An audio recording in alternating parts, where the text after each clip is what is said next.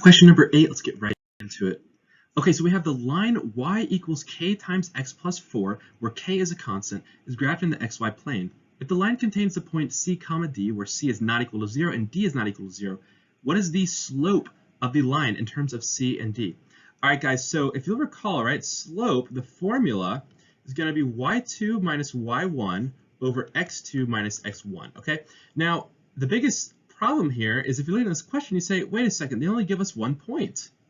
Only C, D. So we only have y1 and x1, right?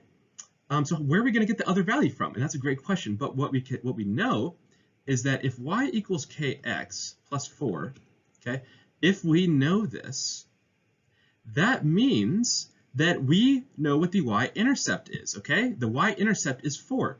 And guys, if you remember, if we have a graph, right? If we have a y-intercept, that is the point where the line crosses the x-axis, which means that x equals 0 here. So we actually have 2 points, right? We have this other point, which is 0, 4, okay?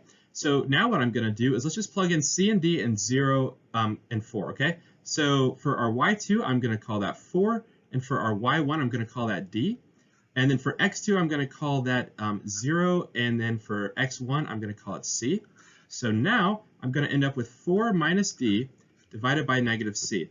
All right, guys, so notice that we have this negative on the bottom here, and none of the answer choices have negative on the bottom. So what we're going to do is I'm going to come back over here, right, and I'm going to multiply both sides by negative 1, okay, just like that, and I'm going to get, let's see here, d minus 4 over c.